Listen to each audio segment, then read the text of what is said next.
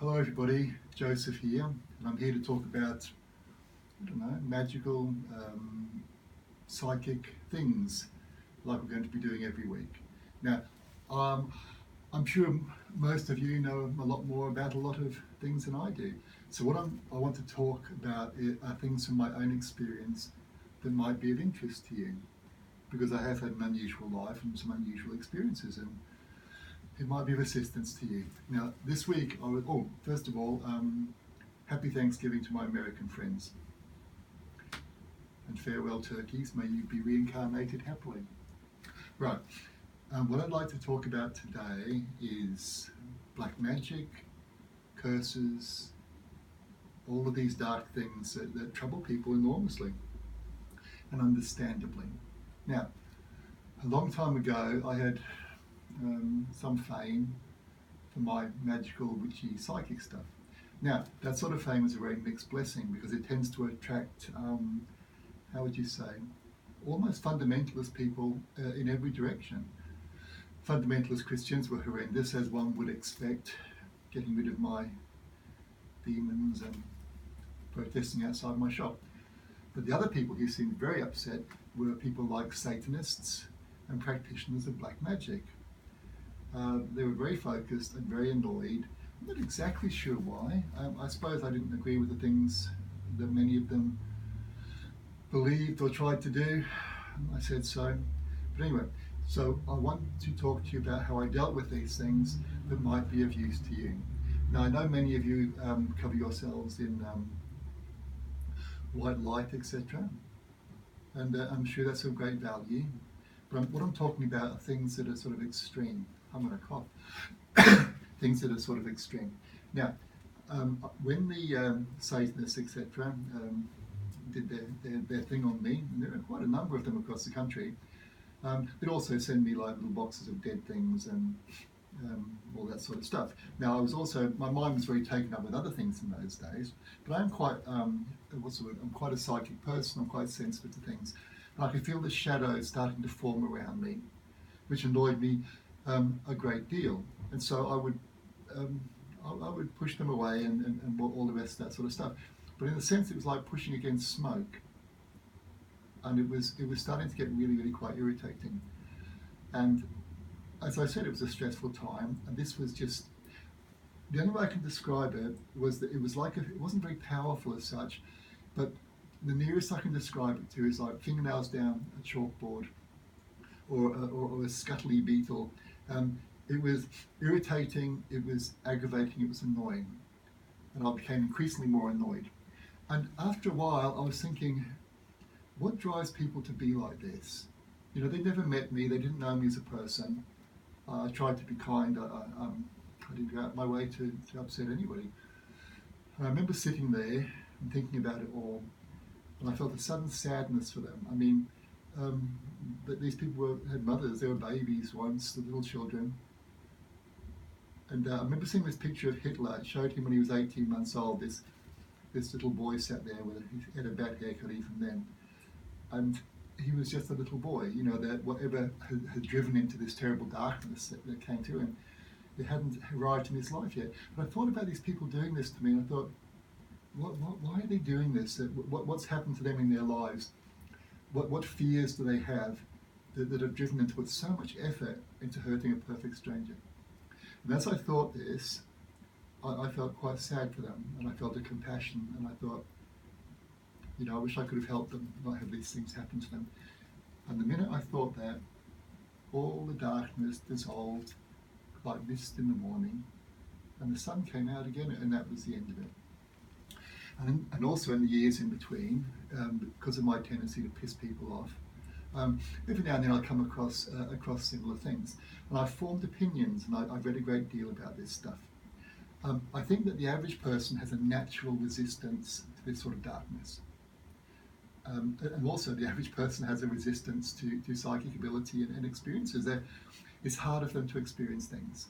Now, the people for whom these things seem to injure them the most are people who feel guilt, who don't like themselves, who on some level accept it to be true. Yes, and on some level they're deserving. They accept something bad's happening to them because they're bad people.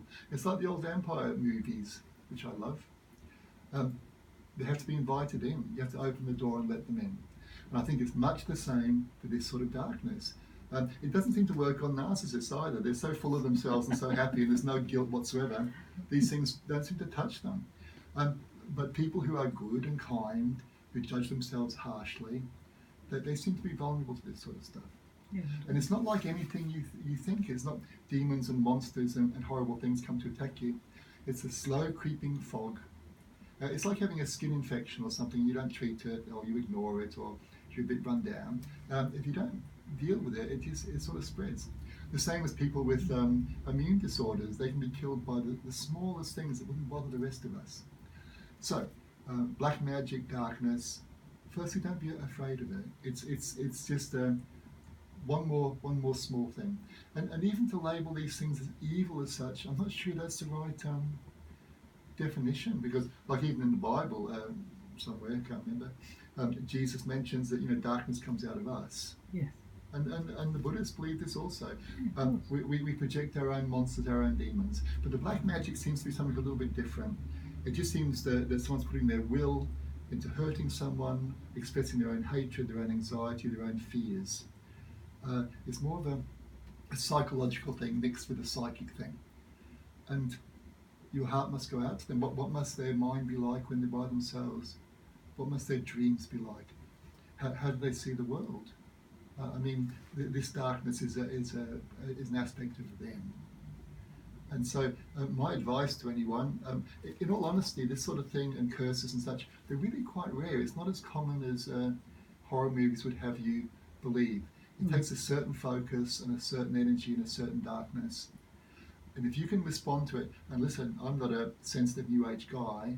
If someone smacks me in the head, I'll smack them in the head. But over this sort of thing, I do feel a certain compassion for these people. It's just too sad. We live in a beautiful world. They're so cut off, and they're so lost in themselves that they've embraced this sort of stuff. So I would encourage you. If you're a religious person or a spiritual person, pray for them. Don't be afraid. Don't be afraid. There's so many little things in the world that can mess us up, like spiders or all sorts of stuff like that. This is just one more thing that we can deal with. And if you're a psychic person, if you're a spiritual person, you're equipped more than the average person to deal with this stuff. So don't defend yourself. There's no need to. But concentrate on wherever this is coming, trace it to its source, and give that person a hug. Try and sympathise with them, because what must their fears be? Where is this darkness going to lead them? Do you think that maybe when people are feeling this way and wanting to produce a curse is a way of them controlling their wanting things to be perfect, or the way that they believe the world to be or should be? Possibly. A way of eliminating this, evil in their world by wanting to curse somebody for them being themselves. Possibly so, but traditionally, magic, witchcraft, all these things have had their roots in the weak and the vulnerable and the powerless in our world. You have poor people across the world. How can they deal with the monsters who run our world and the wealthy and the politicians? This, in a sense, has given them an opportunity throughout the ages to try and do something. And if they feel so strongly about something, they will project something. And if the people on the receiving end actually feel guilty about their crimes and misdemeanors, it will truly affect them. But it's a sad state of affairs. So I'd encourage you, if any of you come across this sort of phenomena, don't be afraid. It can be just a passing thing. Don't embrace it. Don't let it in. Don't accept it. The best way to deal with darkness is just to open the curtains or turn on the light.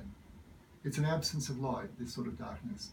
So if this person is stupid enough to link into you, it's a two-way street. You pull them in. You go down there and you hold them and you hug them and you whisper to them. Be a mother to them. Be a father. Be a brother or sister. Be kind. And it will undo this sort of stuff. I wish you all the very best until we talk again. Bye-bye.